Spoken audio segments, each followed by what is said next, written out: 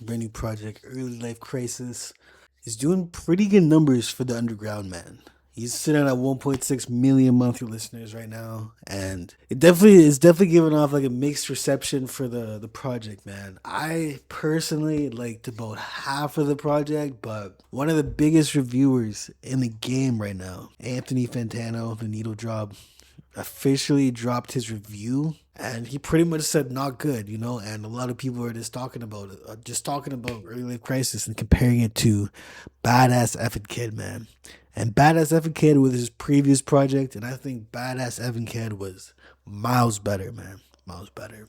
But his early first week predictions are in, and it's 20K first week. And 20K first week, those are some solid numbers for the underground, man. That's some solid numbers, man. And for this whole little subgenre of this rage niche, he's probably the second biggest right now. Like, I mean, if you include Yeet and Playboy Cardi, then he's way down there and should be red. But like for like this newer distorted wave right now, like the Shays, the Osama-san, and all those underground rappers, Nettspend is pretty much the leader of it, man. I'm still a little bit disappointed in the direction he went for the project because it's just a little bit too distorted for me, man.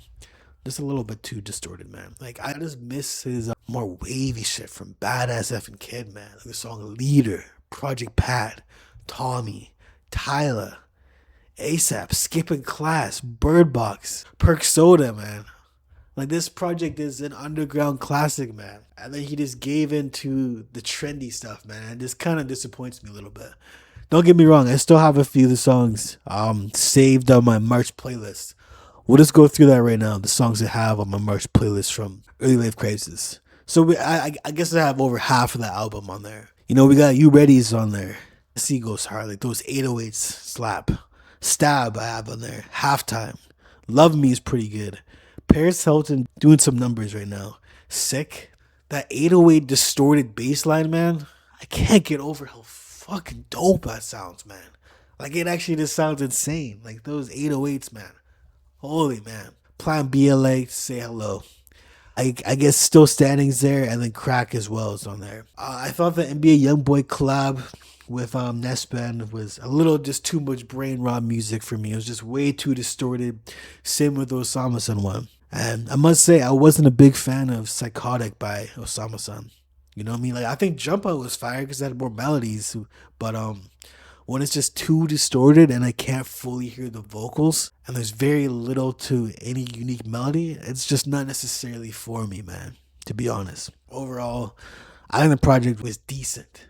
Like, if I were to rate it out of 10, I'll maybe give it like a strong 5. And not Early Life Crisis, but Badass Effing Kid, I kid you not, it's probably like a 9. Like a 9.1 out of 10, But anyways, let's just check out the Needle Drops review on this one because, it definitely shook the culture of the underground with his review. So, it's only a 4-minute little review and I'll kind of be saying my piece, So let's get this started right here. Spend album is not good. If I wanted to be hollered at by maladjusted white boys who speak exclusively in AAVE, I would just read my Instagram DMs. There you go. That's the review. Nettspend, it's not good. Yes, I will.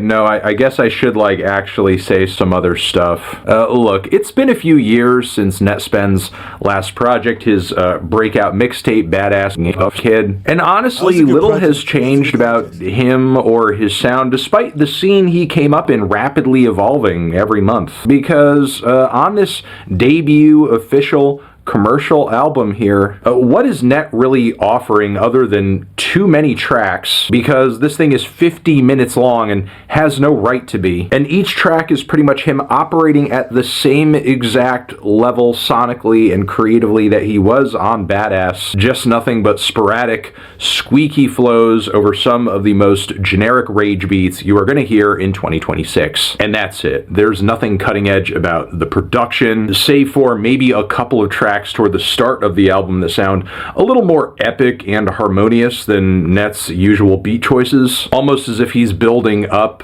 this project like it's going to be something that's a little more epic and ambitious. Well, I mean, to be fair for the underground fans, a lot of the younger people, the underground fans, really enjoyed this project. I do agree with a lot of what Anthony's saying. You know what I mean? Like, he's just giving into like the what's hot right now. And Badass Effing Kid made him sound way more unique. It was definitely more of a sound, and he was working with OK, you know, like the producer OK, you know. Something more grandiose, but the track list here hits the skids almost immediately after the first few songs. An endless gauntlet of annoying attempts at choruses and refrains, cringe. I mean, I wouldn't go to that extent. Like, I would definitely say the choruses or the hooks were definitely the weak part of the project, but I wouldn't necessarily call it annoying. I'm the biggest fan of his auto-tune preset and in the super distorted beats a lot of the time, but when he did that deep voice, what was that song called again, man? When he did that deep voice, so he had a song where he had like, cause a lot of his vocals are kind of the high pitch auto tune, but then he used that deep voice filter on it, man. And that shit was dope. That shit was fire, man. Like if we get a full project over those dark distorted rage beats with the dark deep voice filter, I'd be all for it, man. I'll be all for it. Anyways, we'll let the video keep playing. Bars about how he's trying to crack and shit. Beats and song structures that are so samey and so bland and so rudimentary that they all just like kind of blend into each other into this endless rage slop soup. I will say I do think Nett and this project feels a bit more authentic in presentation than other recent interlopers such as Ian, who comes across even more. No, I for sure agree with that, man. I for sure agree with that take that he's saying. The rollout for this project was really good. Like, really good, man. Like, he even did, like, the whole pump fake. Like, the whole fake pump fake that it's actually gonna get delayed. You know what I mean? I thought that was pretty dope. And even just, like, the trailers were really well done. I know the youth really likes this project. I know the project isn't necessarily for me, but I must say there's some bangers on there, man. Some bangers for sure.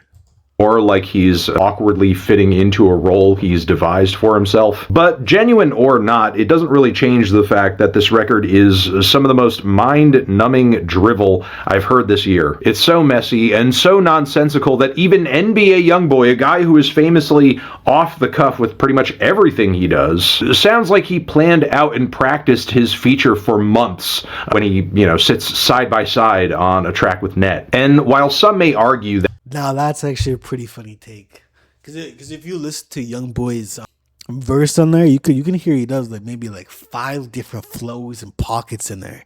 Like it just sounds way more thought out than Nettspend's. Like Nettspend's just sounds like he's just throwing out a lazily melody, which doesn't sound necessarily terrible, but it's just the distortion is just a little too much for me. I'm gonna keep it a bean.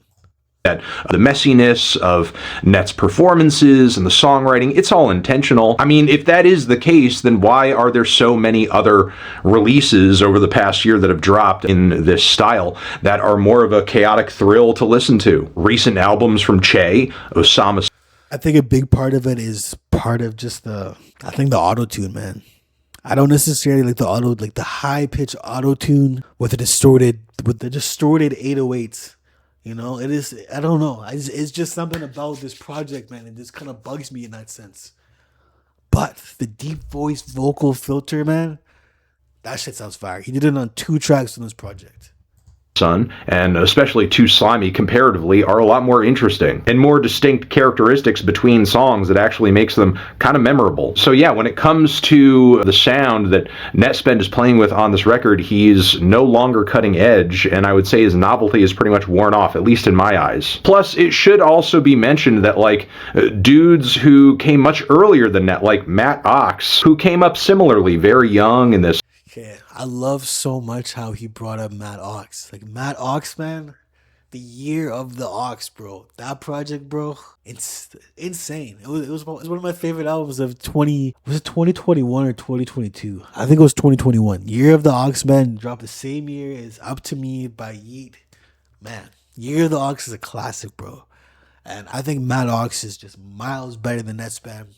But if I were to go between Badass Effing Kid and Year of the Ox, I'd probably have to go with Badass Effing Kid. But overall, I think Maddox is a better artist. Wave of internet rap buzz hype has been flying under the radar for the most part for the past several years, despite the fact that he has made tracks and projects that have leapfrogged this quite a while ago in terms of their wild, noisy That is facts.